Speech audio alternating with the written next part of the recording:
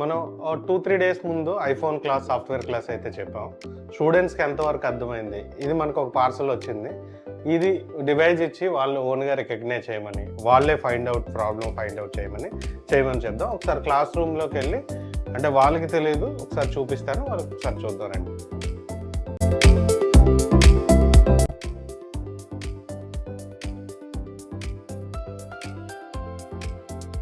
ఇది ఒక device parcel వచ్చింది మనకి, అంటే పాస్కోడ్ డిజేబుల్లో ఉంది. ఇది ఐఫోన్ అన్అవైలబుల్.